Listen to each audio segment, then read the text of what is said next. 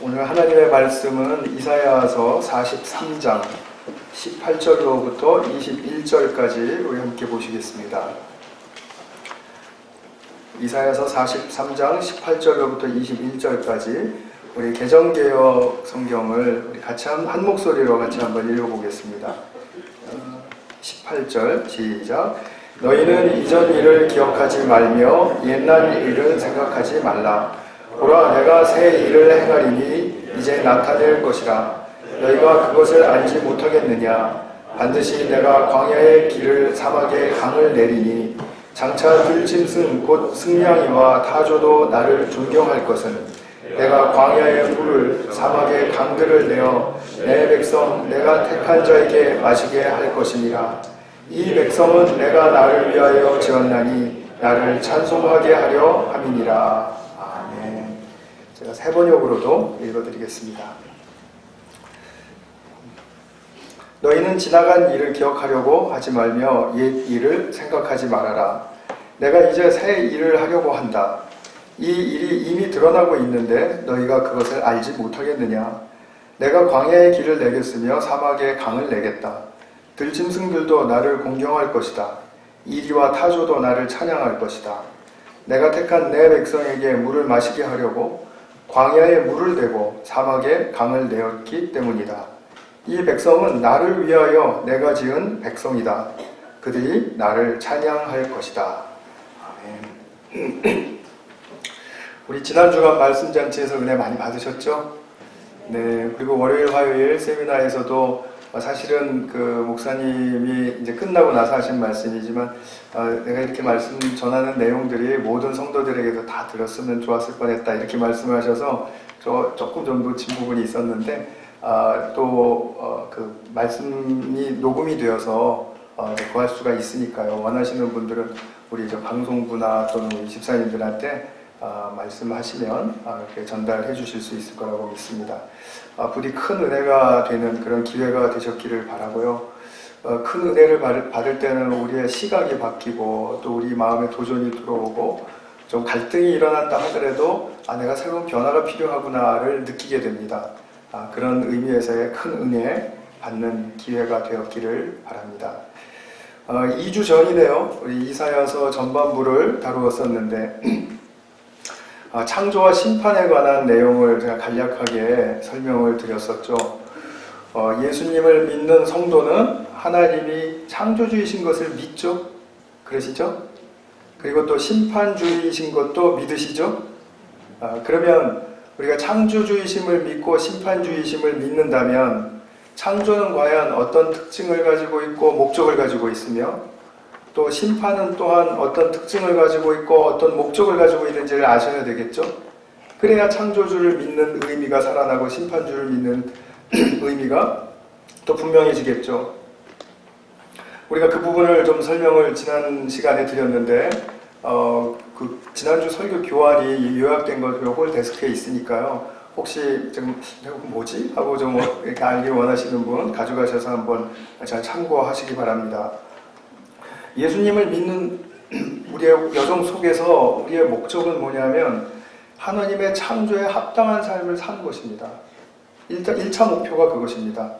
하나님이 어떤 특징의 창조를 하셨고 어떤 목적을 가지고 계시는지 그 창조를 알고 창조에 합당한 삶을 사는 것이고 우리가 심판 속에 있다면 심판 속에서는 어떤 태도와 또 어떠한 시각을 가지고 살아야 하는가를 우리가 배워야 하는 것입니다. 그게 바로 예수님을 믿고 사는 삶이죠. 지구와 이 우주에 일어나는 모든 일은 하나님이 주관하시는 행위입니다. 이 주관하신다고 할 때 직접 다 이렇게 쥐고선 막 흔드시는 그런 측면에서의 주관뿐만이 아니고 그러실 때도 있죠. 개입하시고 또 때로는 그냥 일어나는 일을 허용하시고요. 그 다음에 어떤 때는 그 일들을 아예 초월하셔서 하시는 일도 있고 또 그냥 이치에 맞게 그냥 놔두시는 그런 경우도 있습니다. 놔두신다고 해서 하나님이 관심이 없으시거나 그것을 주관하시지 않는다라는 말은 아닙니다. 그러니까 이 세상에 일어나는 모든 일들, 풀 하나 피는 것조차도 곤충이 날아다니는 그 이치조차도 하나님이 주관하시고 또 주도하시는 행위이다. 이것을 놓쳐서는 안 됩니다. 그래서 우리가 심판을 당할 때 우리가 심판이다, 뭐 아니다, 뭐 이거를 뭐 미리 분별하고 판단할 수는 없죠. 그죠? 그 상황이 지나가 봐야 합니다. 이게 초월하는 사건인지 이치에 맞는 사건인지 아니면 허용하시는 사건인지 개입하는 사건인지 모른단 말이죠. 그러나 심판은 대부분 지난 다음에 분명하게 알게 됩니다. 아, 이것이 심판이었구나. 이것이 내 인생에 하나님이 나를 경고하시고 또 나를 깨끗하게 하시고 나를 새로운 출발로 가게 하시기 위해서 허용하신 또는 그렇게 주관하신 그런 심판이었구나. 이 심판은 아주 우리에게 유익한 목적을 가지고 있기 때문에 심판이란 말 자체를 거북해 하실 이유는 하나도 없는 것이죠. 단지 그 심판이 하나님의 엄하심을 동반하기 때문에 거기에 대해서는 우리가 좀 많은 위축감이 있죠. 그러나 그럼에도 불구하고 하나님이 그 크신 사랑으로 우리를 덮으시고 그 심판을 통해서 나를 정화시킨다는 그 이유가 도대체 무엇인가? 나로 하여금 새 출발을 하게 하신다는 그 이유가 도대체 무엇인가? 그것을 오늘 주님께서는 새 일이라는 그런 아주 단순하지만 아주 중요한 단어로 말씀을 해주시는 것입니다. 그래서 새 일에 대한 그런 하나님의 그 말씀을 우리가 좀 봐야 됩니다. 19절이었죠. 내가 이제 새 일을 하려고 한다. 새 일을 하려고 한다. 이제 이것을 새 일을 행하시는 주님을 만나셔야 합니다. 그냥 내가 알고 있던 주님의 수준에 그치지 말고 새 일을 행하시는 주님은 도대체 무슨 일을 하시며 왜 하시며 도대체 어떤 의도 속에서 이 일을 계획하시고 진행하시는가, 그리고 왜 하필 이때 진행하시는가, 우리 그런 부분들 좀 통찰을 얻으실 수 있기를 바랍니다. 우리 첫 번째 이제 단락에서는 40장에서부터 66장까지, 우리 지난 시간에는 1장부터 39장까지 개관을 했는데 오늘은 그 후반부의 배경을 좀 먼저 보도록 하겠습니다. 도표를 먼저 보시면 이제 그 첫 번째, 항상 이스라엘 역사, 이 도표는 계속 보여드릴 거예요. 자, BC 1000년 전에 어떤 상황이 있었죠? 누구의 왕국입니까? 자, 다윗과 솔로몬의 왕국입니다. 자, 그런데 이 나라 통일된 왕국이 남북으로 언제 갈라졌죠? 922년에 갈라졌습니다. 숫자야 제가 더 잘 말씀드릴 수 있으니까요. 자, 왕국이 분열돼서 남과 북으로 나뉘어졌습니다. 북쪽 나라가 북이스라엘이죠. 네, 722년에 누구에 의해서 망했죠? 아수르 제국에 의해서 망했습니다. 그리고 남아있던 남쪽 유다는 한 150년 정도 지난 다음에 누구에 의해서 망했죠? 네, 바벨론에 의해서 망했습니다. 그 다음에 바벨론에서 포로 생활을 하게 되고 끌려가서, 그래서 포로 생활하게 된 지 한 70년 정도 되었을 때 이제 이스라엘 옛 땅으로 돌아오게 되죠. 고토로 이제 귀환합니다. 그것이 536년. 그때는 이제 바사 제국이 패권을 잡았을 때이죠. 그 다음에 450년 전후로 해서 남아있던 백성들이 또 2차, 3차를 통해서 이제 돌아오게 됩니다. 자, 이사야는 언제 활동을 했던 사람이었다라고 말씀을 드렸냐 하면, 아수르, 북쪽 이스라엘이 아수르에 망할 때 722년을 끼고 사용했습니다. 좀 빨리 보여주세요. 네. 그렇게 이사야가 그때 사용했고, 그 다음에 681년 정도에 이사야가 이제 죽었다고 그렇게 알려져 있는데, 오늘 이사야서 40장에서부터 66장까지는 포로기에 전해진 말씀입니다. 네, 보여주세요. 네, 네, 그 다음에 네, 바빌론 포로기에 40장에서 66장까지 이제 전해진 말씀이 담겨져 있습니다. 자, 그러면 이사야가 다시 살아나서 100년 만에 돌아왔습니까? 이제 그런 게 아니죠. 그 부분 잠깐 제가 이제 상식적인 질문이 될 것 같아서 좀 먼저 설명을 드리겠습니다. 이제 불 켜주셔도 됩니다. 제가 눈이 침침해서 잘 안 보이거든요.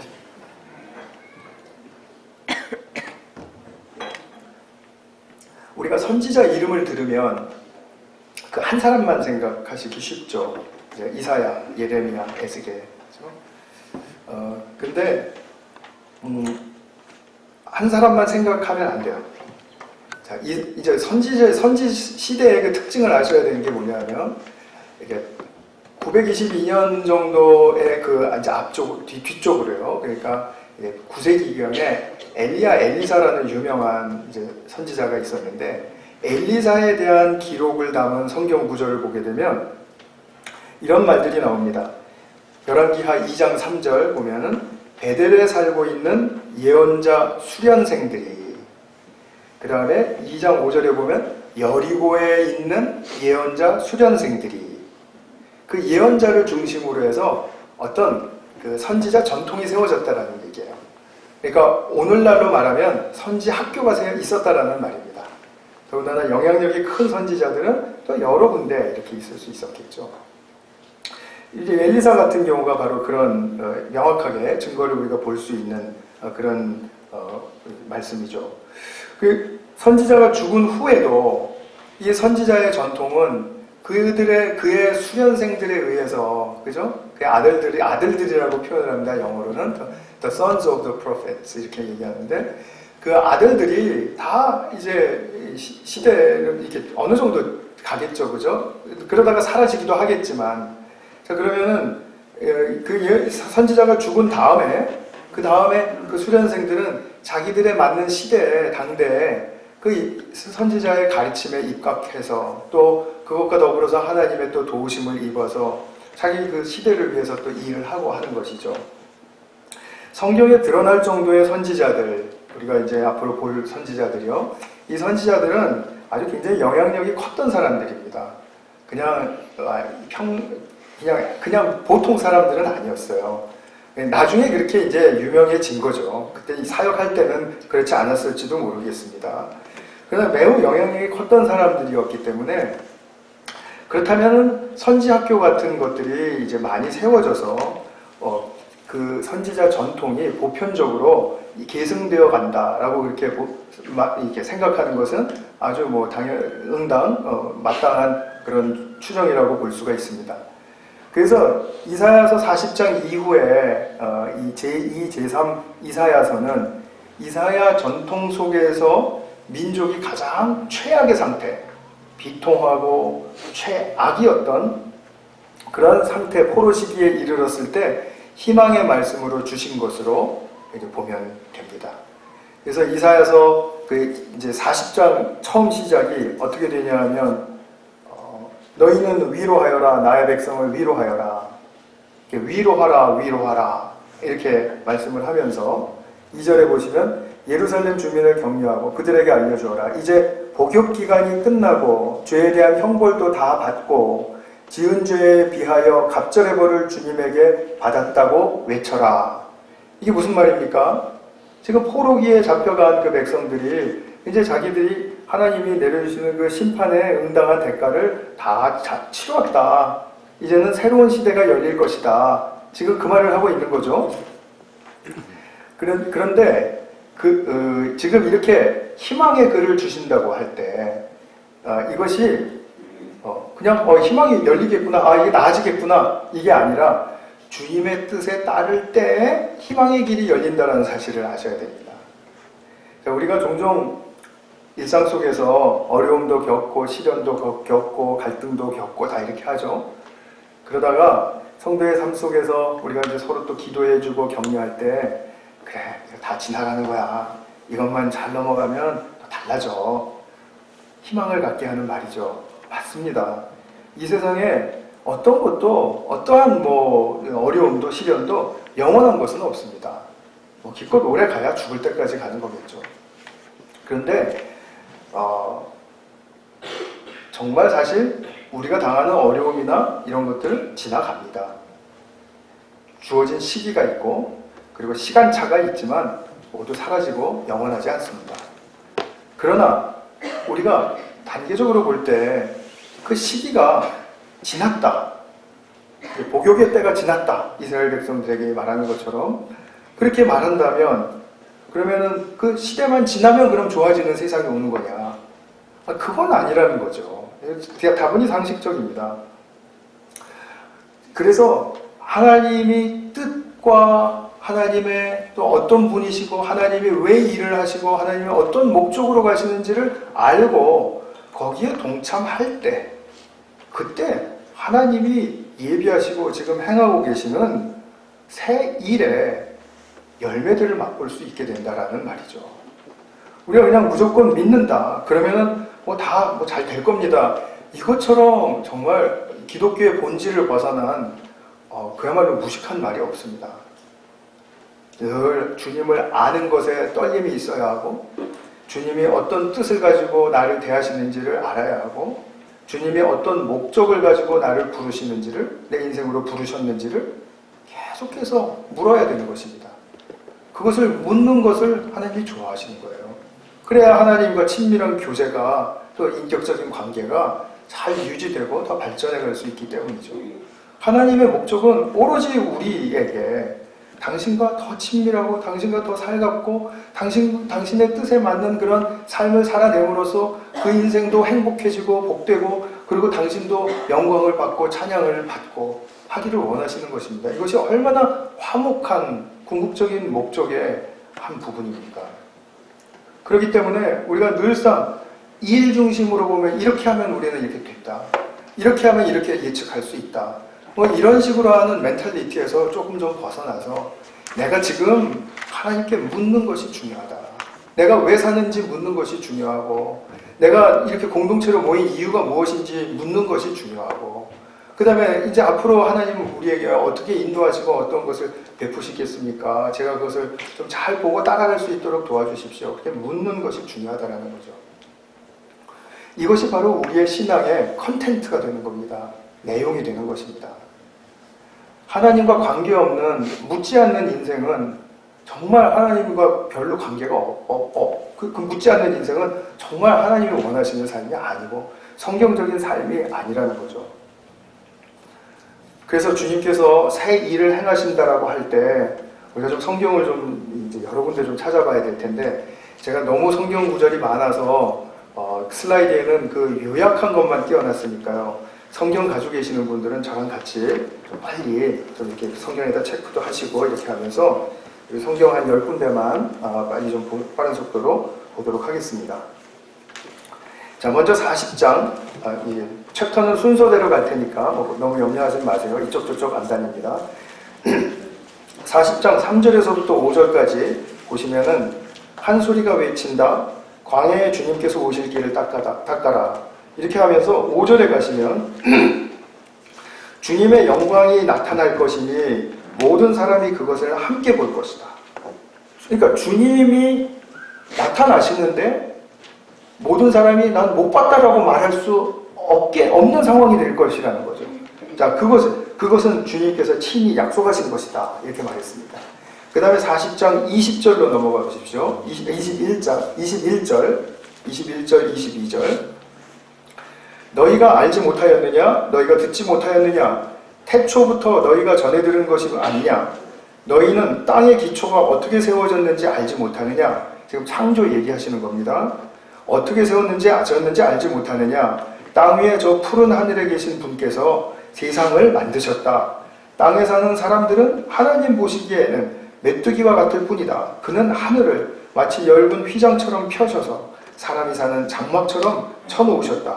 지금 하나님의 창조를 기억하라는 말입니다. 그 다음에 41장 9절 10절. 내가 땅끝에서부터 너를 데리고 왔으며 세상의 가장 먼 곳으로부터 너를 불러냈다.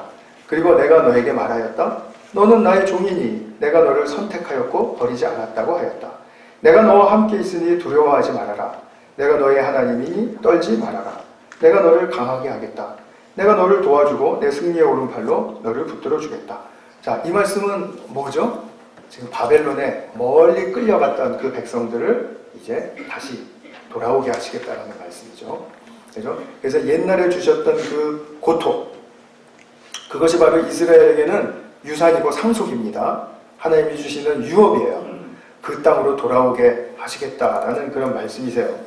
자, 그 다음에 41장 17절부터 한번 보겠습니다.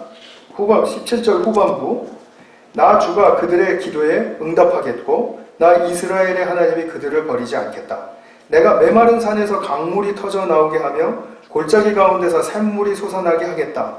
내가 광야를 못으로 바꿀 것이며 마른 땅을 샘 근원으로 만들겠다. 이사야서에 보면은 이런 말 굉장히 많이 나오는 거 아시죠? 광야에 강을 내겠다.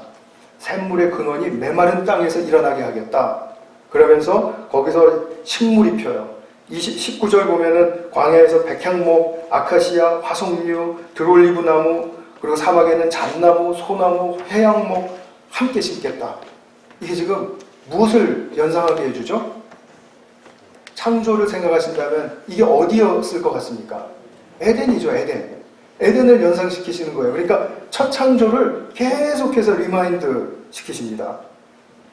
43장 4절 5절 말씀, 유명한 말씀이죠.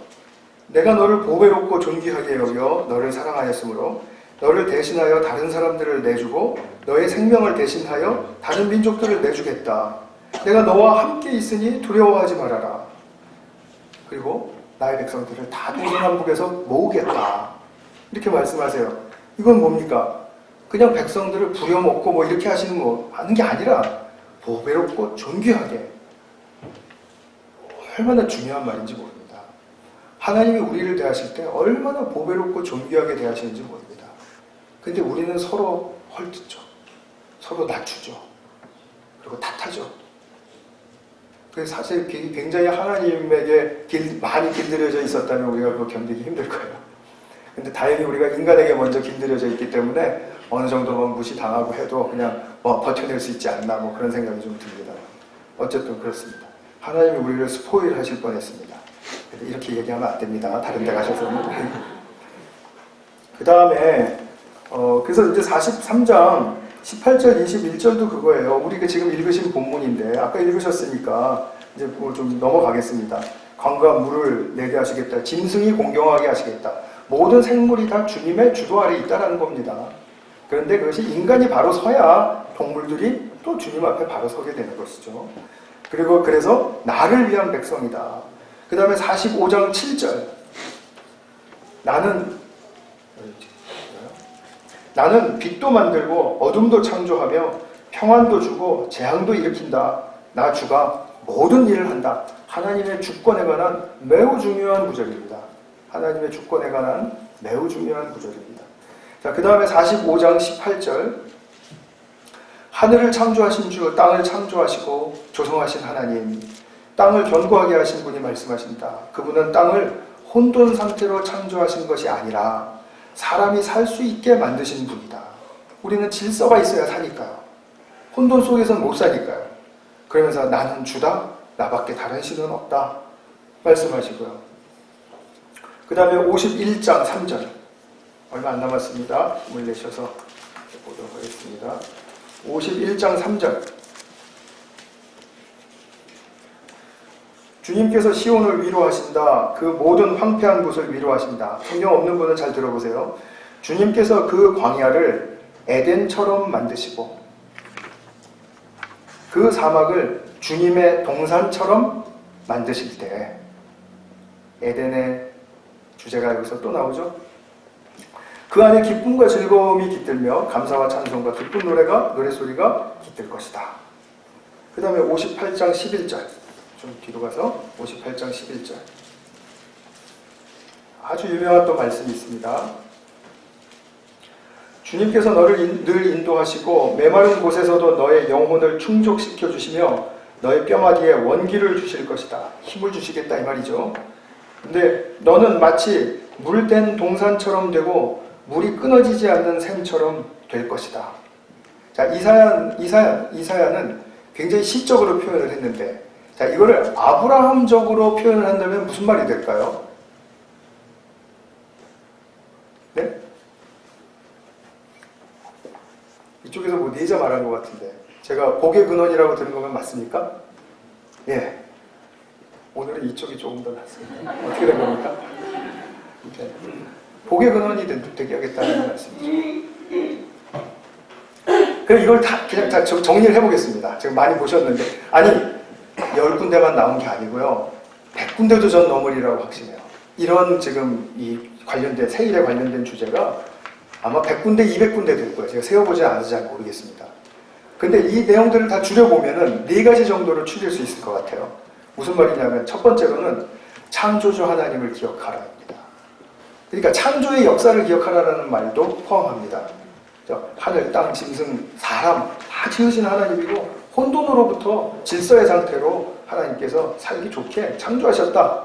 두 번째로는 지금 땅이 굉장히 광야이고, 그리고 메마른 땅인데 여기에 물이 흐르게 하고 샘이 근원이 되게 하겠다. 샘의 근원이 되게 하겠다.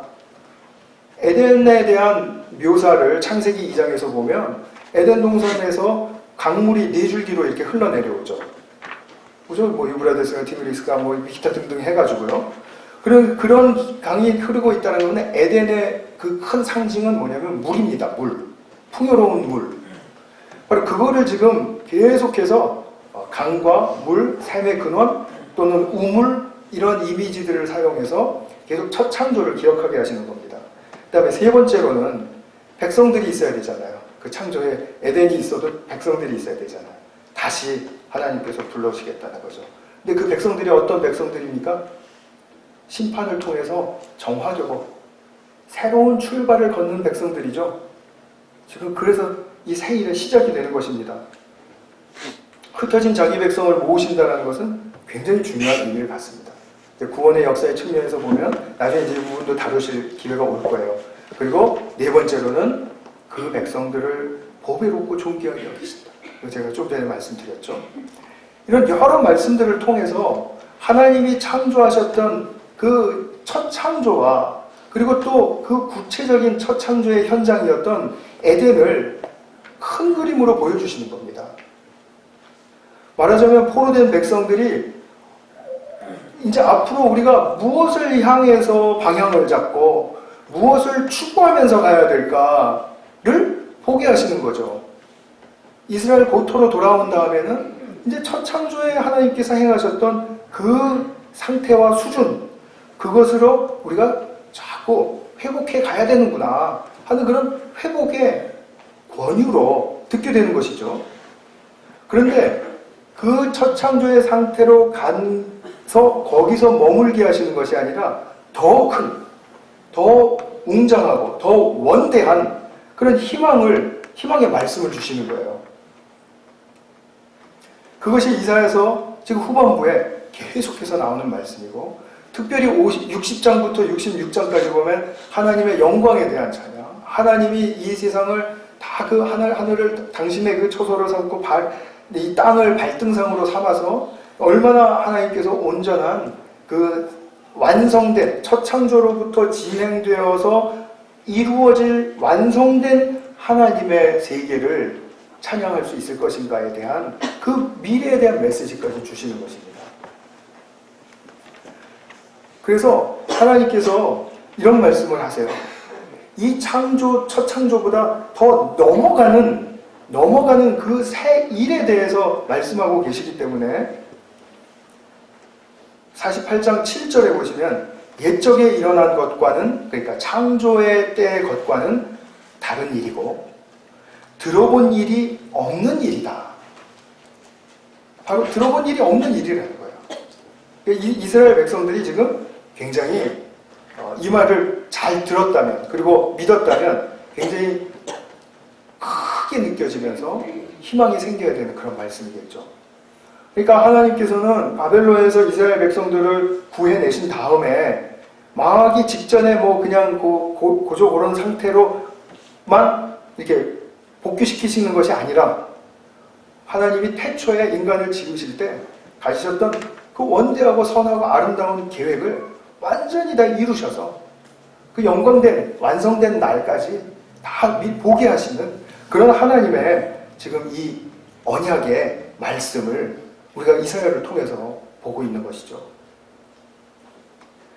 근데 이 새 일을 이루시는 데에는 아까 말씀드린 것처럼 주님의 뜻을 따르셔야 돼요. 그러면 주님의 뜻을 따르기 위해서 우리에게 알게 하시는, 그리고 또 행해 주시는 일들이 있습니다. 그것을 뭐 몇 가지만 추려보더라도 너무나 중요한 메시아를 보내시는 중대한 일. 그죠? 우리에게 예수 그리스도를 보내주신 그 중대한 일이 포함되어야 되고요. 그 다음에 그로 말미암아 새 시대가 열린다라는 것. 그 다음에 이 시대는 하나님이 말씀하신 모든 것들이 성취된 그런 특징을 갖는다라는 것.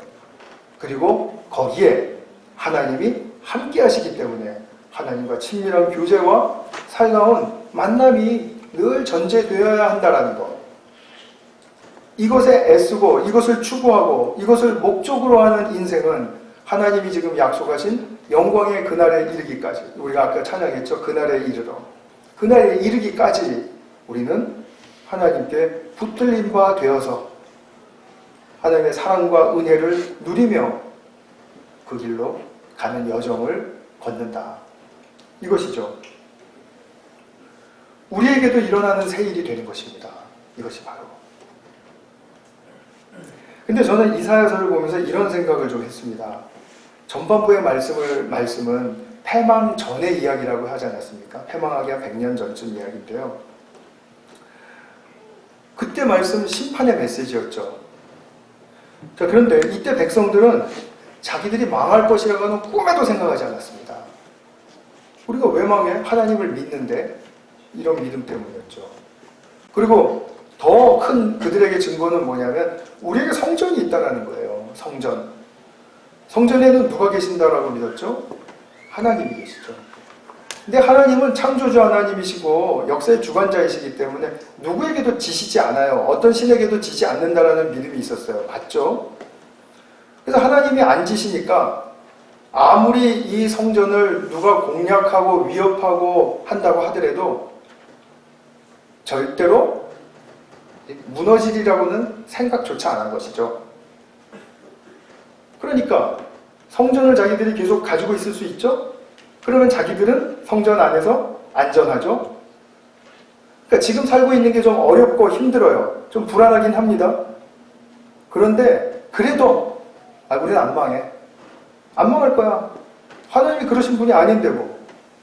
자기들이 다 이렇게 맞추어 놓은 하나님의 상에 또 하나님의 역사에 그런 어떤 그 그림을 다 그려놓고 자기들은 안전하다라고 한 거죠. 근데 이 안전할 때 무슨 말씀을 주셨어요? 심판의 메시지를 주신 거 아닙니까? 근데 이제 패망을 했습니다. 이 패망을 해서 성전도 뺏기고 어처구니가 없는 일이죠. 이스라엘 백성들에게는. 땅도 뺏기고 문화도 유산도 다 파괴되고 가장 처참한 상태로 빠지게 되었죠. 그래서 어떤 좋은 것이나 희망은 1도 갖는 것이 이건 사치다라고 여겨질 정도로. 근데 그때 어떤 말씀이 들려집니까? 뭐 그냥 돌아갈 거라는 그 메시지만이 아니라 창조 때의 그 상태로 간다. 뭐 유업의 상속이 뭐 아들로서 뭐 받을 수 있고 그 다음에 완성되는 그날에 이르기까지 뭐 우리 그냥 막 꿈을 꾸게 하는데 여러분 지금 그 처참한 상황에서 뭐 첫 창조 뭐 영광된 그날 막 이렇게 얘기하는 거 들렸을까요? 안 들리겠죠. 상식적으로 생각하면 안 들리지 않겠습니까? 안일하다고 생각할 때 패망의 메시지, 심판의 메시지를 주시는 게 들렸겠습니까? 처참한 지경에 빠졌을 때 희망의 메시지를 주시는 게 들렸겠습니까? 둘 다 못 듣는 거죠. 안 들으려고 하는 것도 있지만 하나님이 들어보지도 못한 새 일을 행하신다라고 할 때 그것이 안 들리게 돼 있는 거죠. 못 듣는 거죠. 못 듣는 거죠. 그러나 우리의 상황이 자꾸 코너에 밀리고 자꾸 바닥으로 떨어지고 하면은 어떤 마음이 들죠? 이 세상에 믿을 거 아무것도 없다. 내가 의지할 바로 그 한 분은 하나님 뿐이시다. 예수님 뿐이시다. 이 생각 들지 않을까요? 그 생각이 드는 순간 하나님의 메시지가 들리기 시작하는 것입니다. 그 전까지는 안 들려요. 제가 장담을 할 수는 없지만 못 들었습니다. 성경을 보면 계속 못 듣습니다. 선지자들이 지금 한두 명이 아닙니다. 그런데 계속 못 듣습니다. 그리고 예수님은 결론적으로 이렇게 말씀하셨죠. 아버지께서 그토록 많은 선지자들을 보내셨건만 너희들은 그들의 말을 듣지 않았고 오히려 죽였다. 그것을 갚아야 할 대가가 지금 너희들에게 이 세대에 남아있다. 당신의 그 당대에 사는 이스라엘 백성들에게 그 말씀 하시지 않았습니까? 우리가 선지서 개론할 때 보셨죠? 도무지 우리가 하나님밖에는 의지할 분이 없다라는 그 고백이 왜 그렇게 나오기가 힘들까요? 아니, 저부터도 보면 그렇습니다. 그러면 제 머리로 다 먼저 굴리고 있는 거예요.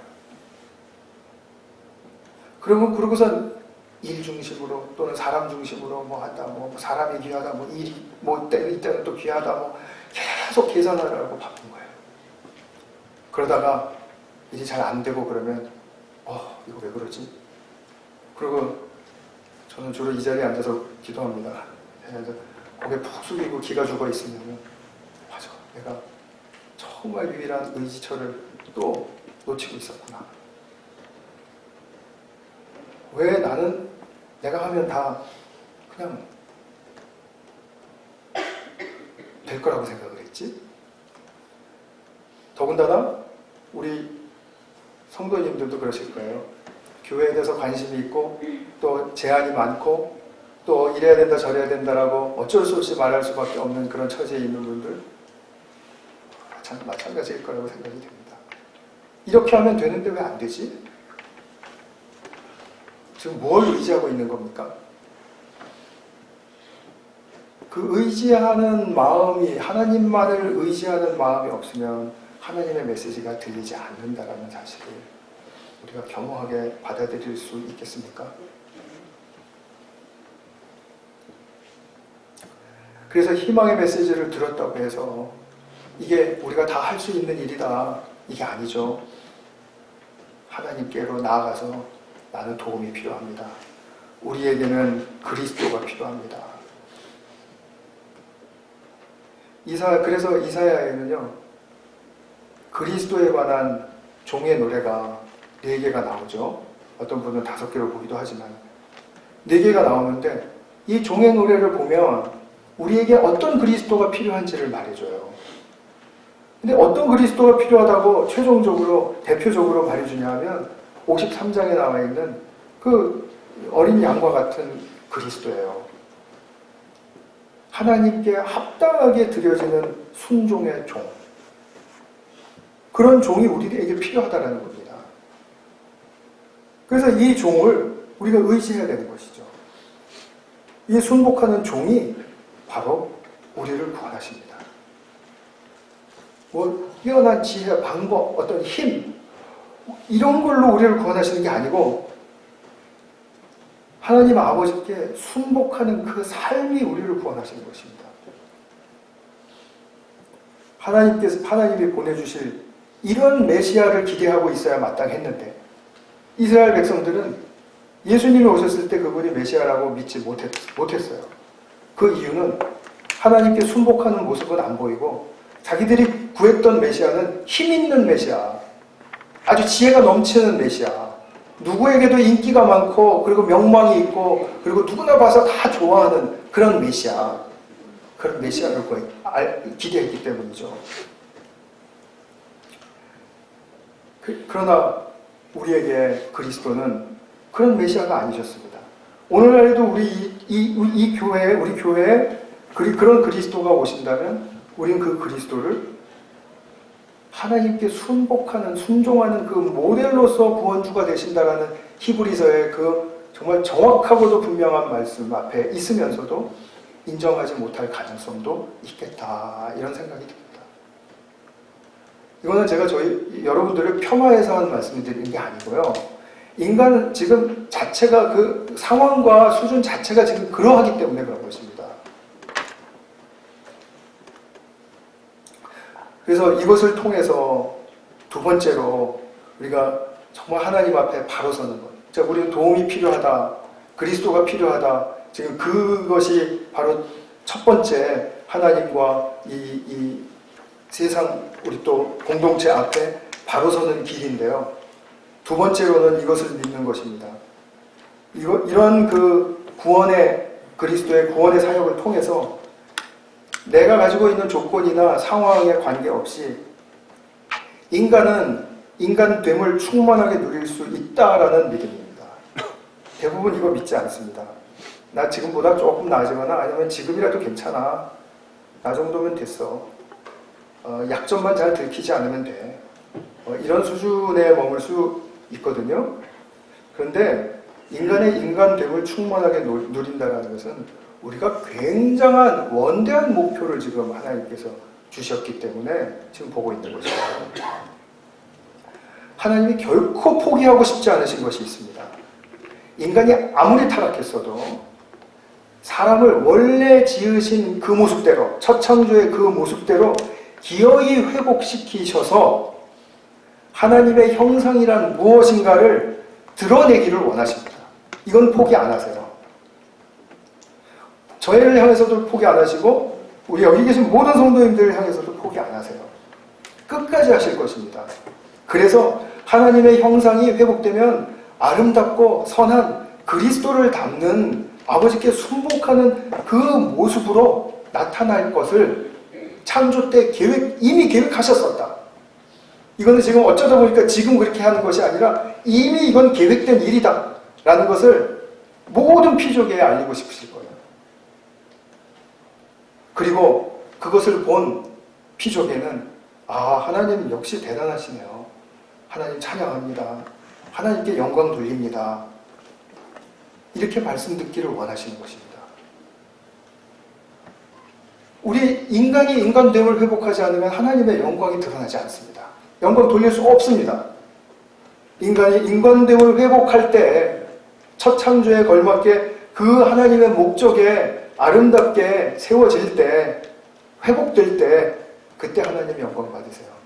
그때는 우리도 굉장히 행복한 상태이고 만족하는 상태이고 하나님은 그로 말미암아 더 말할 수 없는 기쁨과 영광을 누리실 수 있다는 거죠. 21절의 말씀이 바로 그 말씀입니다. 오늘 본문의 21절의 말씀을 보시게 되면 이 백성은 나를 위하라고 내가 지은 백성이다. 그들이 나를 찬양할 것이다. 앞서 제가 예배 전에 읽어드린 것은 나의 이름을 부르는 나의 백성, 나에게 영광을 돌리라고 창조한 사람들, 내가 빚어 모든 만든 사람들을 모두 오게 하여라. 이 말씀은 하나님께서 이들로 말미암아 첫 창조의 모습뿐만 아니라 완성될 모습에 이르기까지 회복시키시고 더 발전시키셔서 하나님이 영광 거두시겠다라는 그런 뜻이죠. 이것이 새 일의 목적입니다. 그러니까 최종 목적은 하나님께서 영광 받으시는 거예요. 근데 영광을 받으시기까지 인간이 하나님의 그 새 일에 동참해야 할 것이 있는 것입니다. 자, 제가 오늘 이사야서의 그 큰 주제들을 다룰 때 접근하는 여러 길이 있을 수 있지만 제가 말씀드린 것은 이것입니다. 자, 이제 선지서를 보면서 계속 이 주제가 이제 깔려 있습니다. 무엇이냐면 백성들은 굉장히 지금 심판 아래 고통스럽습니다. 근데 하나님께서는 그들에게 들리지 않는 메시지를 전하세요. 그러나 의지가지 없는 심령으로 주님밖에는 필요한 게 없습니다 라고 고백할 때 그 메시지가 들리게 함으로써 무엇을 바라보게 하십니까? 첫 창조 세계로의 회복을 보게 하세요. 하나님이 우리를 지으셨을 때 처음에 이렇게 지으셨지 하고, 그리고 그 상태에서부터 하나님이 함께 하시면서 우리를 이끌어 주셔서 완성된 영광의 상태에 이르기까지 그 그림을 또 더 보여주세요. 이 큰 그림, 선지자들은 다 이런 큰 그림들을 다 가지고 있었습니다. 그냥 그 시대의 그 상황에 구체적인 말씀으로 그냥 이렇게 전해주고 그것이 이렇게 책으로 이렇게 모아져서 드려진 것처럼 보이지만 선지자들은 거의 이런 창조로부터 또 회복이 일어나고 회복으로부터 완성이 일어나는 이 큰 그림을 다 가지고 있었어요. 이것을 꼭 기억하시면 선지서를 읽으실 때 굉장히 도움이 되실 것입니다. 그리고 오늘 이사야서 집에 가셔서 보시면서 창조와 또 하나님의 백성들에 관한 것, 영광에 관한 것, 이런 것들이 얼마나 많이 나오는지 한번 찾아보세요. 그리고 앞으로 선지서를 이 관점에서 읽어주시면 좋겠습니다. 말씀 맺겠습니다. 이사야서는 새 일에 대한 메시지를 가지고 있습니다. 근데 새 일에 동참하기 위해서는 내 힘으로 살 수 있을 것 같으면 안 됩니다. 내 힘으로 살 수 있을 것 같으면 죽습니다. 그런데 내가 죽더라도 주님밖에 의지할 데가 없습니다 라고 하면 삽니다. 그 메시지죠. 백성들에게 아주 엄연하고 그리고 정말 진지한 메시지가 되는 것이죠. 그래서 공동체와 가정 속에서 주님께서 진정으로 이루시고자 하는 이 새 일에 대해서 기꺼이 동참하시는 축복이 모두에게 넘치실 수 있기를 축복합니다. 기도하겠습니다. 이 시간에 우리 같이 한번 기도할 때 주님 새 일에 대한 메시지를 이사야서 후반부를 통해서 들었습니다. 우리가 이 메시지를 잘 기억하며 또 묵상하며 정말 주님의 그 새 일에 동참하기를 원합니다. 우리 같이 한번 그런 기도 제목을 가지고 기도하는 시간을 갖겠습니다.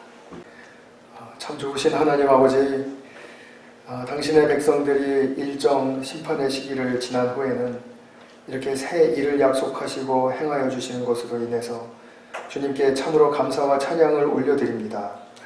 이 새 일로 초대받은 우리들, 정말 들려지지 않는 메시지가 주님밖에는 의지할 분이 없습니다 라는 고백 위에 이제는 우리의 심령에 새겨지게 하시고 또 그것으로 말미암아 하나님의 인간됨의 축복이 얼마나 위대한 것인지를 가르쳐 주실 때 그것을 나에게 일어날 분명한 실질적인 사건으로 믿고 그것을 위해서 우리의 삶을 드릴 수 있는 복된 복음의 역사가 이루어지게 하여 주시옵소서. 주님, 우리는 할 수 없는 것들이 너무나도 많습니다. 그러나 할 수 있는 것들이 있다고 생각이 되면 그 생각을 주장하고 또 그 생각을 관철시키기 위해서 무지하게 많이 애를 씁니다. 이런 소모적이고 또 이런 지치는 삶의 반복을 이제는 그치게 하셔서 우리가 정말 주님 의지하는 그 심령 위에 평강과 위로를 더하여 주시옵소서. 그래서 복역 중에 있었던 우리 이스라엘 백성들이 정말 위로하라라는 그 첫 번째 메시지로 위안을 받을 수 있었던 것처럼 우리도 그 위로가 우리의 삶의 힘이 될 수 있도록 축복하여 주시옵소서. 우리 구주 예수 그리스도의 이름으로 기도하였습니다. 아멘.